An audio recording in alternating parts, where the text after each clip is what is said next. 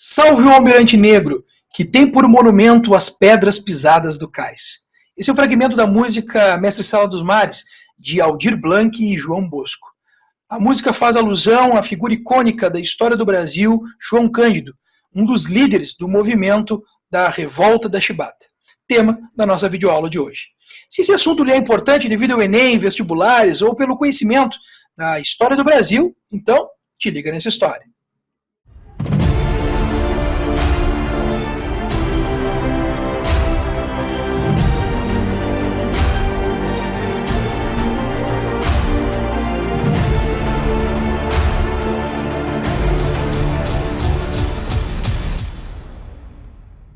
Muito bem. Então, o movimento da Revolta Chibata, datado de 1910, é um entre tantos movimentos sociais que aconteceram ao longo da República Velha. Porém, ainda assim, é um movimento que se destaca. Primeiramente porque ele é um movimento na Marinha. E até aí, nenhuma novidade. Vocês podem me dizer, mas professor, em 1891 teve a Revolta da Armada. Em 1893, a Segunda Revolta Armada. A Marinha Brasileira já tinha vivido momentos de sublevações, momentos de levantes.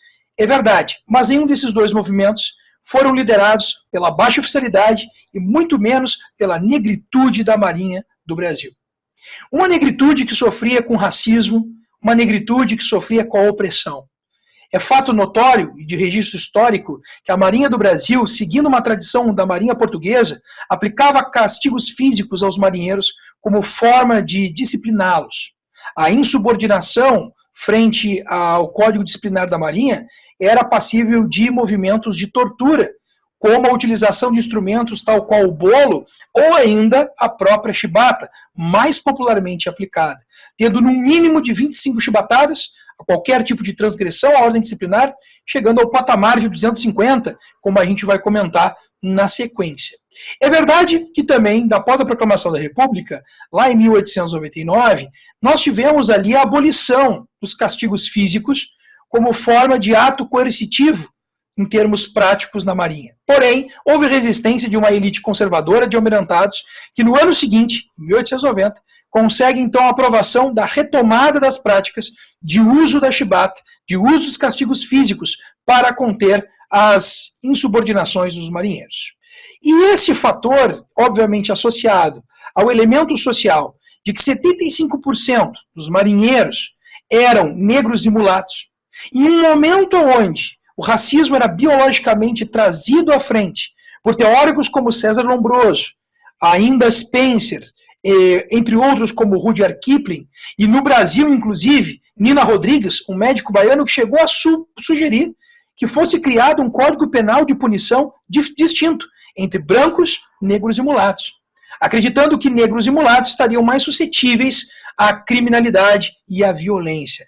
Seria algo intrínseco à sua natureza biológica.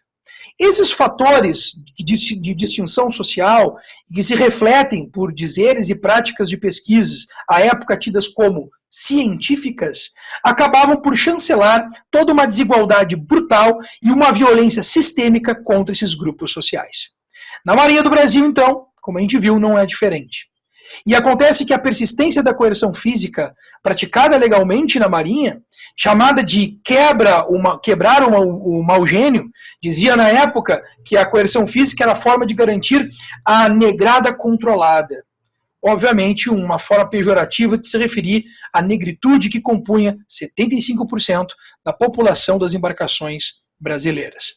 Pois então, aliado a essa violência sistêmica, a esse racismo voraz, nós temos um movimento se erguendo também em exigência de algumas pautas, como melhores pagamentos e melhores condições de trabalho, além de um ponto que comumente é passado batido, principalmente nos livros e textos apostilados de cursos, que é a questão da educação. Os marinheiros exigiam que houvesse a formação, a educação oferecida a eles pelo governo. Tudo isso acaba sendo a base que fomentaria o desencadear da revolta da chibata. Vamos ver agora os aspectos, então, pertinentes ao estopim desse movimento. No dia 15 de novembro de 1910, toma posse Hermes da Fonseca, sobrinho do então ex-presidente Teodoro da Fonseca. E no dia seguinte à sua posse, ainda nos laureados eventos de comemoração, quando a Baía do Guanabara estava repleta de embarcações nacionais e estrangeiras que vieram prestigiar o novo presidente, nós tivemos o decreto na embarcação do Encoraçado, Minas Gerais, de uma punição voraz. O marinheiro Marcelino Rodrigues Menezes, que havia se envolvido em um conflito, em uma escaramuça, né, uma briga física com outro marinheiro, por conta de uma delação sofrida por ele, onde o outro marinheiro dizia então aos altos oficiais que ele, Marcelino, havia entrado com aguardente, com cachaça, dentro da embarcação, o que era proibido pelo Código da Marinha. E por conta disso, então, ele acaba se engalfinhando, né, uma briga corporal lá com o seu colega, e usando, inclusive, de um instrumento que à época era muito comumente atribuído às brigas de rua, que era a navalha. Tanto ele quanto esse colega acabam ficando feridos, e o Marcelino Rodrigues, pela briga, então ele acaba sendo condenado a 250 chibatadas. Perfilados, os marinheiros tiveram que assistir ao colega ser chibateado com cerca de 100 chibatadas acima do que era normalmente o máximo de chibatadas destinadas de uma punição, que eram 150. As 250 chibatadas totais geraram uma tamanha violência e tamanha revolta aos marinheiros que aquilo mexeu com eles e passou a acender a chama, o furor, pela resistência e mesmo pela mudança do arbítrio dessa violência intensamente aplicada. Porque além das 250 chibatadas, dadas no convés da embarcação, enquanto fogos de artifícios eram lançados e operetas eram ouvidas ao longe da capital carioca, nós também tivemos Marcelino jogado à cela sem nenhum tipo de direito a cuidado médico. Esse sentimento gera indignação, gera revolta, e no dia 22/10, quando Hermes da Fonseca estava assistindo a uma ópera, a ópera Tannhäuser, de Wagner, as canhoneiras da embarcação Minas Gerais disparam sobre a capital, Rio de Janeiro. Atiram sobre ela 2 disparos que deveriam alertar a oficialidade, assim como o governo, de que havia um movimento de resistência e que incessantemente iria lutar em prol dos direitos e da humanização de um grupo de soldados, de marinheiros, que eram, naquele momento, amotinados contra os maus tratos e as péssimas condições a que estavam subordinados, por conta de um almirantado, de uma elite conservadora da Marinha, racista e violenta na forma como conduzia as questões disciplinares. O líder do movimento, e aí a historiografia ela diverge quanto a isso, para alguns, João Cândido foi líder apenas quando da negociação da anistia. Para outros, foi um ícone desde o primeiro momento do movimento. Mas o fato é que, destacadamente, João Cândido, o dito Almirante Negro, pela música que comentávamos anteriormente, né, no início da nossa videoaula, Mestre Sala dos Mares, acaba sendo o ícone da revolta. Ele, que tem sua ascendência gaúcha, acaba conduzindo o movimento de tal modo que há uma tomada de 4 grandes embarcações do Brasil de então.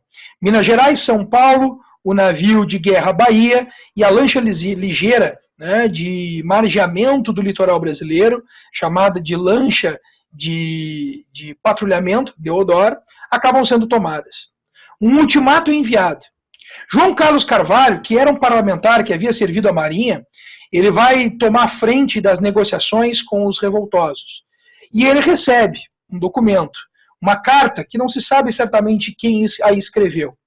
E essa carta exigia não só o fim imediato dos castigos, como o aumento dos soldos, as melhores condições de trabalho e as garantias educacionais e formativas para os marinheiros, além, é claro, de uma anistia. O governo, por sua vez, tendo à frente de Hermes da Fonseca, passa então a estabelecer um início de uma negociação. O parlamento aprova a anistia e alega que só de fato iria anistiar a esses revoltosos se eles primeiro depusessem armas.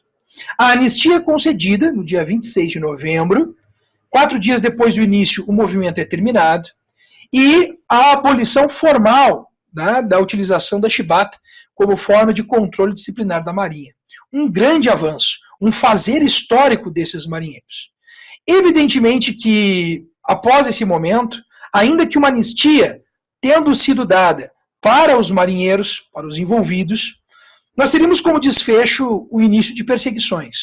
Dia 4 de dezembro de 1910, nós temos o início de prisão e mesmo de destituição do cargo da Marinha, de exoneração, de muitos ex-participantes da revolta acontecida no mês anterior.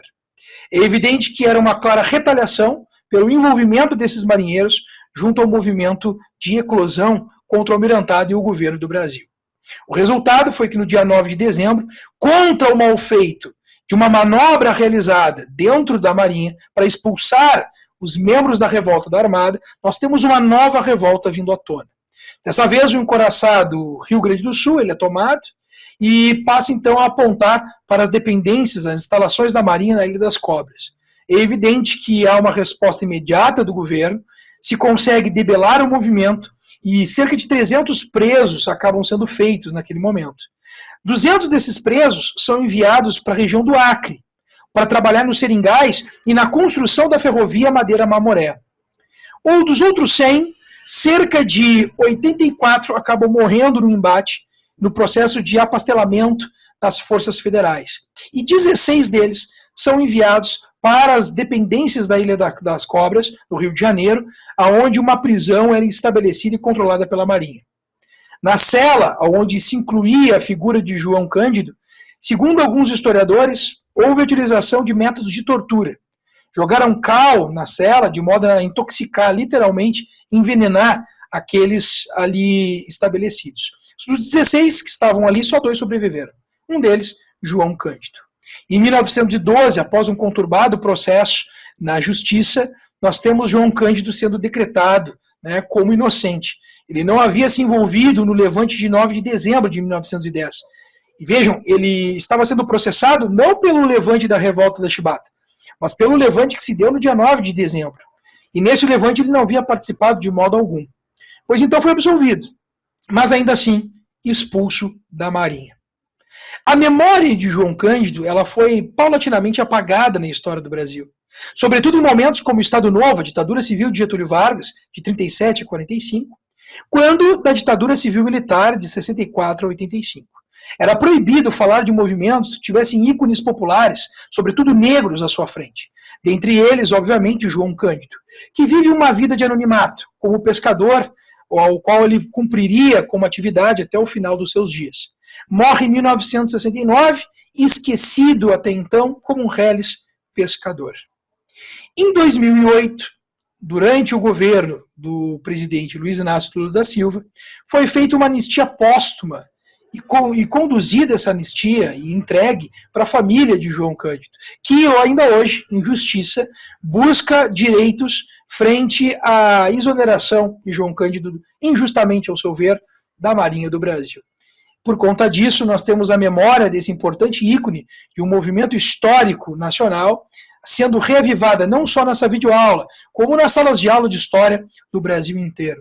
A ideia é demonstrar uma visão crítica, como se estabelecia a relação entre as instituições e a população negra e mestiça quando dos primeiros anos da República, e como havia, de modo bastante claro e intenso, um racismo violento, segregador, que nos acomete a sociedade até os dias de hoje. Se nós pensarmos em termos práticos de prova, o Enem já trouxe uma questão justamente falando da revolta da Chibata. Essa questão ela veio a ser dada e aplicada em 2018. Na prova amarela, ela representa o item 86. E a gente vai resolver a questão então. A questão diz o seguinte: os seus líderes terminaram presos e assassinados. A marujada, entre aspas, rebelde, foi inteiramente expulsa da esquadra. Num sentido histórico, porém, eles foram vitoriosos. A chibata, entre aspas, e outros castigos físicos infamantes nunca mais foram oficialmente utilizados. A partir de então, os marinheiros, agora respeitados, teriam suas condições de vida melhoradas significativamente. Sem dúvida, fizeram avançar a história.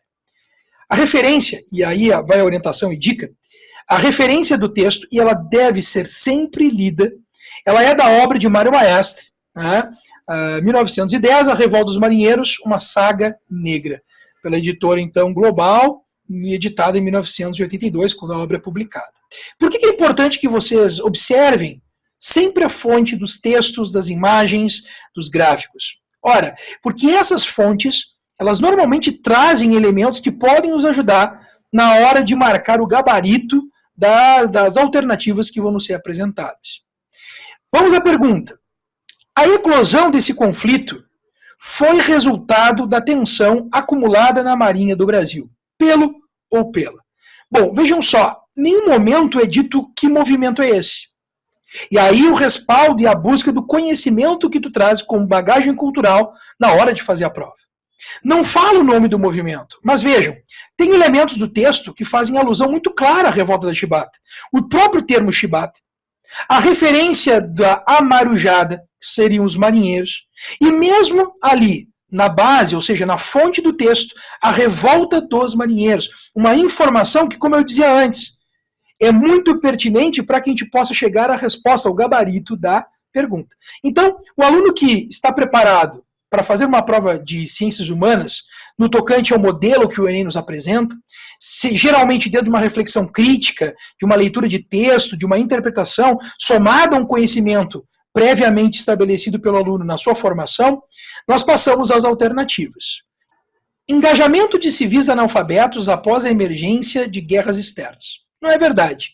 A gente sabe que esse movimento ele é um movimento da oficialidade, da baixa oficialidade brasileira, ou seja, dos marinheiros, não tem engajamento civil, ele é um movimento armado, né, das Forças Armadas, nesse caso, especificamente da Marinha, e a emergência desse movimento não está vinculada a guerras externas, ainda que seja uma verdade, que alguns historiadores dizem nas suas obras e suas pesquisas, que a revolta de Chibata teve um grande clamor, ou seja, uma grande influência do movimento de levante do encouraçado Potemkin, de 1905, que é um encouraçado russo, né, no porto de Odessa, que se ergue contra os mandos e desmandos do czar.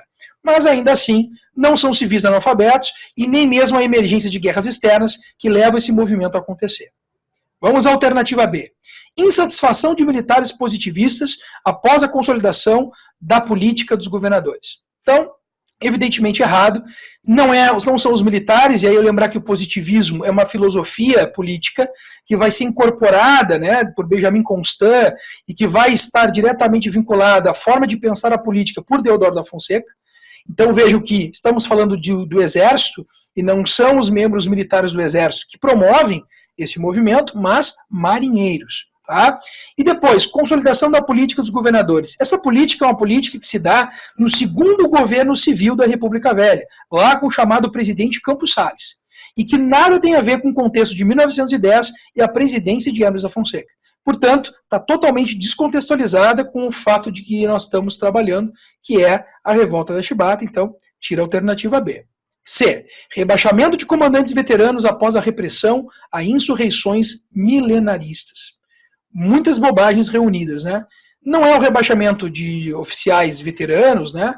De comandantes veteranos que levam a revolta a acontecer, que levam a revolta a se dar, e muito menos a repressão a insurreições milenaristas. Então, o movimento milenarista ele é um movimento messiânico, que está associado ao ideal das cruzadas, e que nada tem a ver com as máximas da revolta da Chibata. D. Sublevação das classes populares do campo após a instituição do alistamento obrigatório. Vejam só, não são as classes populares do meio campesino. A lembrar, é verdade que o Brasil, à época, era, em mais de 80%, uma sociedade rural. Mas não são os camponeses que se rebelam, são os marinheiros. Os marinheiros que servem as embarcações de guerra do Brasil de então. Certo? E não é o alistamento obrigatório que causa essa insatisfação dos marinheiros, mas sim as péssimas condições que eles têm de trabalho e principalmente os baixos soldos e a violência da chibata calcada num racismo estrutural e inerente à sociedade de então. Só nos resta a E. Manutenção da mentalidade escravocrata. De fato, essa mentalidade escravocrata ela está personificada no ato da chibatada, no ato do castigo físico, assim como os escravos foram tratados durante todo o período em que estiver em vigência a escravidão no Brasil. Tá? Então a alternativa E, ela é de fato o gabarito desta questão, que foi o item 86, vou reiterar, da prova amarela de 2018. Se tu gostou dessa aula e de outras tantas aulas do canal, assim como das lives que ocorrem todas as sextas-feiras, te inscreve, curte, compartilha. O nosso objetivo é sempre trazer um conteúdo qualificado para que tu possas ter acesso às informações necessárias para fazer uma boa prova do Enem, um bom vestibular e para ter um conhecimento mais amplo sobre a história do Brasil. Na descrição da aula de hoje, nós teremos links que vão te possibilitar ter acesso aos slides, assim como uma lista de exercícios e resumos para fortalecer ainda mais a tua preparação na hora, para que na hora da prova do Enem tu possa ter o melhor desempenho possível. Um forte abraço e te liga nessa história. Até mais!